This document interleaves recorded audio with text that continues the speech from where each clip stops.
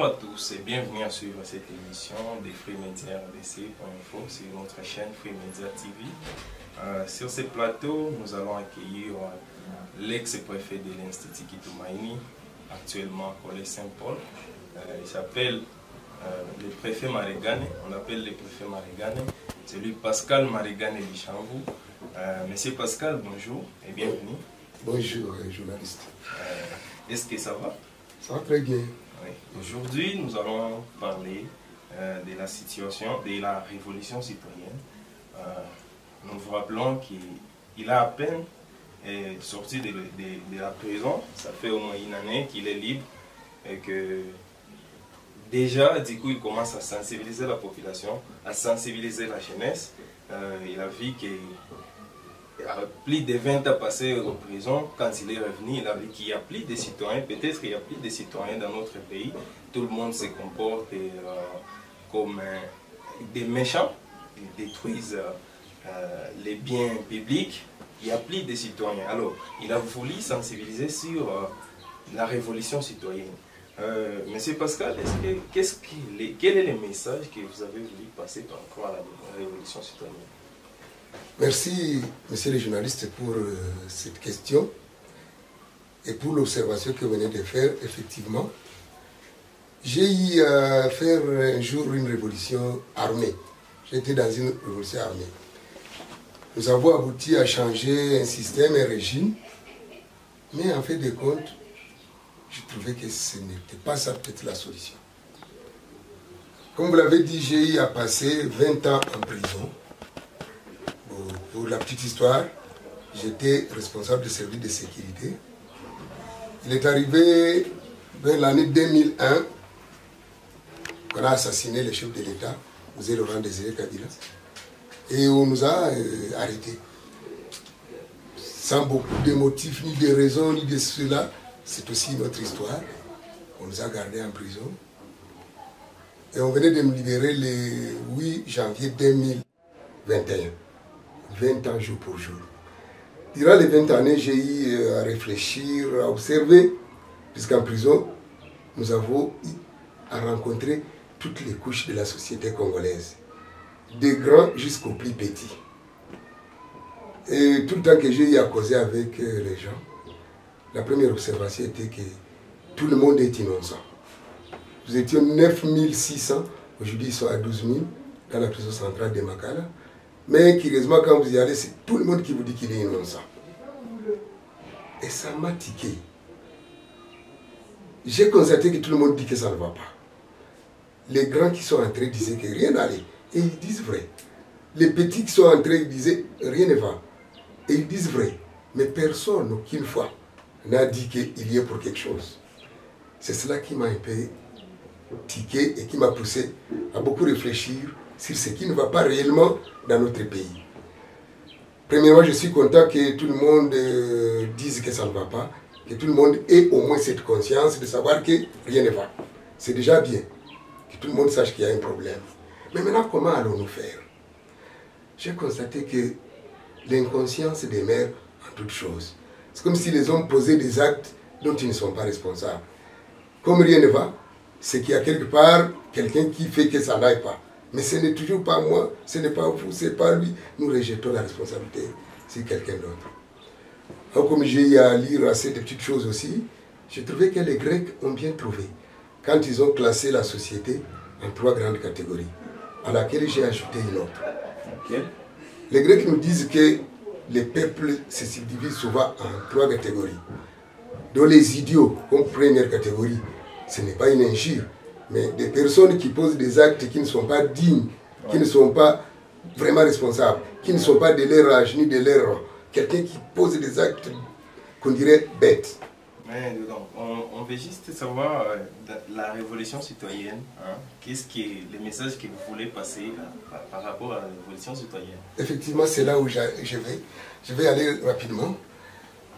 La révolution de la citoyenneté signifie qu'il faut un changement de la mentalité pour que les gens deviennent des citoyens. Je vais arriver à cette catégorie. Je disais la première qui est celle des idiots. Des gens qui posent des actes irresponsables, irréfléchis, J'ai par exemple récemment rencontré une femme qui jetait une bouteille vide de sucre sur la rue, sur la chaussée. Je lui ai dit, maman, ce n'est pas là où vous devez jeter ça. Et cette maman m'a dit curieusement, on ne va ça au Rwanda. Comme si c'est au Rwanda seulement qu'on peut respecter l'environnement, tout ça, tout ça. Chez nous, c'est une poubelle. Or, ce sont ces bouteilles et autres qui bouchent les caniveaux, qui font que les évacuations des goûts et autres ne fonctionnent plus. Et les choses rentrent dans nos maisons. On peut aller dans des détails, dans beaucoup d'exemples. Une autre a même dit que sinon, on va aller à fonds social. C'est-à-dire qu'il faut leur donner du travail. Jettent la saleté partout pour qu'ils aient du travail. Finalement, on va où? Et vous avez trouvé beaucoup de gens sont dans cela. Et cela va dans tous les domaines. Jusqu'à ce que même des grands responsables posent des actes inacceptables. Vous êtes chargé de ceci, mais vous faites le contraire. Des gens qui vendent des parcelles là où les parcelles ne peuvent pas exister. Donc, des gens qui acceptent. Il y a beaucoup d'exemples, mais nous aurons le temps. Donc ces gens-là, vous les placez dans la classe des idiots. Dans la classe des idiots, chers journalistes. C'est la majorité de tout le monde. Nous allons... Tout le monde peut conclure que nous sommes idiots. Les gens sont idiots qui jettent ces déchets parce qu'au Congo, c'est presque tout le monde qui fait ces gestes. Une fois au Congo, il dit non, nous sommes au Congo. Tout comme au Congo, ils jettent des déchets par terre, ils jettent... il fait de l'incivisme, donc on peut classer les Congolais comme des idiots. Merci, journaliste. Pour les Grecs, tous ces gens qui posent ces genres d'actes sont des idiots. J'allais expliquer, le mot idiot vient d'où? Des frères de psychologues, mais nous n'avons peut-être pas beaucoup de temps. Mais toute personne qui pose un acte qui n'est pas digne, qui n'est pas responsable, qui n'est pas de son âge, qui n'est pas de son rang, qui n'est même pas humain, pose des actes comme des animaux, on les qualifie d'idiots. Et la deuxième classe? La deuxième classe, la deuxième catégorie, celle qu'on appelle les hommes des tribus. Les hommes des tribus signifient, comme c'est votre frère, c'est un homme de chez vous qui est à tel endroit, tout ce qu'il pose comme acte, c'est un acte sain. Alors que ça ne va pas. Ça ne va pas. Et c'est comme ça que vous trouvez chez nous au Congo, presque tous les partis politiques, les gens y adhèrent, c'est là que les fondateurs de ma tribu, de mon coin. Et aussi, dans la vie courante. Un responsable va venir devant un groupe d'hommes qui posent des actes, qui qu'il soit, général, bourgmestre, gouverneur, ministre, président de la République, on ne va même pas l'entendre. Mais si c'est un de leurs écuries, leur chef, quand il dit autant, tout s'arrête. Donc c'est ce qu'on appelle ici chez les nous hommes le dougouisme. C'est-à-dire que, alors exagéré au point que tout ce que pose un frère comme acte, c'est très bien. Alors que souvent, les frères peuvent poser des actes incorrects. Et il faut être capable de refuser ou de leur dire non ou d'aller dans un autre sens. On tolère un frère parce que c'est un frère, même s'il a fait des choses qui ne vont pas. Il a fait une bêtise. Comme c'est un frère, on appelle l'homme des tribus. Et la troisième classe Troisième classe pour les Grecs, ce sont les citoyens. Mais je voudrais mettre la troisième classe que moi j'ai ajoutée à la classification des Grecs avant de parler des citoyens. J'ai ajouté les hommes sans position. Chez nous, il y a des hommes qui sont là comme des moutons, comme des niouets, comme des... Vous faites une réunion, il est d'accord avec tout. Mais à la sortie, c'est lui qui va critiquer ce que vous avez fait, ce que vous avez dit. Pourtant, peut-être son point de vue pourrait être utile, pouvait orienter même la réunion. Il a peur de s'exprimer devant les gens. C'est comme ça que vous trouvez dans nos assemblées, les organes de décision, provinciales comme nationales, des gens qui, à la fin d'une discussion, quand les présidents demandent qui sont pour, ils lèvent la main. Qui sont contre, ils lèvent la main. Qui s'abstiennent, ils lèvent la main. Et finalement, il est quoi? Vous insinuez sans position. La majorité des députés sont des hommes sans position. Je ne veux pas faire une grande appréciation, mais j'observe ça et je me dis que ce genre de députés ne participent pas à la vie nationale. Et ils ne nous apportent rien, ça ne sert à rien de les avoir. Puisque on va voter une loi alors qu'il n'était pas d'accord et que ça ne favorise même pas son milieu, d'où il vient, ça ne favorise pas ses électeurs, mais il aura voté oui, tout comme il aura voté non, tout comme il sera la troisième classe. C'est ça la troisième classe que j'ai ajoutée, mais la dernière classe, ce sont les citoyens. Oui. Maintenant, les citoyens sont les hommes qui travaillent avec conscience, qui se gèrent d'une manière responsable, qui posent des actes grands. Vous trouvez par exemple un homme qui doit savoir que je ne peux pas faire ça. Il est responsable, il ne peut pas voler. Il connaît ses droits et il les fait respecter. Et il connaît les droits des autres et il les fait respecter. Et il sait qu'il est là pour les biens de tout le monde. Ce sont là Est-ce qu'ici, chez nous, on peut trouver cette catégorie de personnes? Ma souffrance est celle-là. Ils sont devenus moins nombreux. Il y en a, mais très peu.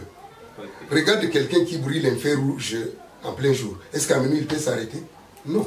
Donc, voilà, nous devons travailler. Très peu de citoyens. Nous devrions travailler à tous les niveaux pour qu'il y ait des citoyens. C'est là qui peuvent booster le développement. C'est là qui peuvent aider les gens à comprendre et à faire bien. C'est là qui font du civisme. C'est là qui respectent leur conscience. Donc sur les 89,56 millions des habitants de la population de la RDC et sur les environ plus de 5 millions dans la province de Sud Kivu, vous disiez qu'il y a très peu de citoyens. Très peu. On peut avoir au moins combien sur les 5 millions au Sud Kivu? Bon, je ne suis pas encore arrivé à quantifier, mais je trouve qu'il y a très peu de citoyens. Très peu d'hommes sur lesquels on peut compter. Tout comme même dans les églises, très peu de chrétiens, même si ça s'est rempli. C'est dans ce sens là-bas que je me suis dit, étudions comment redynamiser les hommes, comment refonder l'homme, et ça doit partir. Et de la famille, de l'école, de l'église, de la société. Oui, et pour finir, j'avais une toute dernière question. Est-ce que parmi les classes que vous avez citées, vous placez dans quelle classe là? Merci, puisque j'essaie de faire un effort pour rester citoyen. Puisque je connais mes droits, et je vous ai dit, peut-être quelque part, si j'ai souffert, c'est puisque je cherche toujours à redresser des choses. Je n'aime pas ce qui ne va pas. Je suis citoyen. Pour être citoyen. Citoyen, alors réel citoyen. Je le suis, mais j'ai fait un effort pour que je le sois avec d'autres. Puis seul, on ne peut rien. Vous savez, nous devons partir avec d'autres. Toute la société doit prendre l'élan. Depuis la famille. Pour finir, on aimerait les grands messages pour la population du Sud Kivu, pour la population de la République démocratique du Congo, pour toutes les personnes qui nous regardent, un message pour terminer. Le message pour terminer est que je voudrais demander à tous mes compatriotes que nous recherchions à être citoyens. Nous devons quitter toutes ces autres catégories qui ne nous permettent pas de vivre heureux ou de nous développer. Je parlais des idiots. Une grande partie de la population, dès qu'elle est idiote, on ne peut pas attendre un développement. Des hommes de tribus ne peuvent pas permettre un développement. Des sans position ne peuvent nous avancer à rien. Devenir citoyen signifie être homme conscient, homme responsable, homme connaissant ses droits, connaissant ses devoirs et les défendant et les respectant. Homme connaissant ce qu'il est dans la société, son rôle qu'il doit jouer, permettre à tout le monde de vivre heureux puisqu'on ne se développera jamais seul. Même Dieu est communautaire, ils sont trois. Et nous tous aussi, nous devons nous rechercher pour qu'ensemble, nous soyons des citoyens. Des hommes qui ont un gendarme en eux, une conscience qui fonctionne. On ne peut pas faire du n'importe quoi si on est homme. On doit éviter d'être animal. Puisque toutes ces autres catégories ne sont pas très loin des animaux. Et aujourd'hui, on croit qu'on s'enrichit, on croit, mais rien ne va. Regarde, tout se détruit, puisque les hommes veulent tout détruire. Mais personne n'accepte qu'il a un rôle. Je voudrais que chacun d'entre nous, chaque Congolais, prenne la conscience que tout acte qu'il pose portera des conséquences ou des fruits. Vous donnez une chance de combien d'années pour que nous ayons des citoyens dans notre pays? C'est une très bonne question, ça ne demande même pas beaucoup de temps. C'est une petite conscientisation. Ce sont des étapes. Cette première émission, comme une introduction, j'aimerais qu'on parle maintenant de la famille, j'aimerais qu'on parle de l'école, j'aimerais qu'on parle de l'église, j'aimerais qu'on parle de la société. Puisque nous allons nous plaindre tout le temps, et ça ne demandera même pas longtemps. Au Brésil, on a fait une révolution de la citoyenneté. Et le pays est compté parmi les meilleurs du monde aujourd'hui. Ça n'a pris que 2-3 ans seulement, en 1960. Et aujourd'hui, il suffit qu'une conscience rentre chez nous et que chacun fasse. Ça ne demande même pas 5 ans. D'ici 2025, d'ici 2025, on peut déjà démarrer. On peut être parmi les grands pays du monde. Nous avons eu la chance, Dieu nous a beaucoup aimés. Il a tout mis chez nous. C'est nous-mêmes qui détruisons tout. Si nous nous conscientisons que chacun joue son rôle là où il sera, 5 années sont beaucoup pour qu'on nous compte parmi les pays les plus développés du monde. On va mettre fin à notre émission et nous vous remercions d'avoir répondu présent pour cette émission. Et nous pensons que les messages que vous avez lancés, nous pensons que les Congolais, nous pensons que les sites qui vous tiennent vont agir en conséquence. Ils vont devenir des citoyens. Nous espérons qu'avec votre combat, avec votre élite, vos sensibilisations, les gens vont en fait prendre conscience et agir en tant que citoyens. Merci, chers téléspectateurs, de nous avoir suivis pour cette émission et Je suis Divin Thierry Mwami à la présentation et nous vous disons à bientôt. Merci.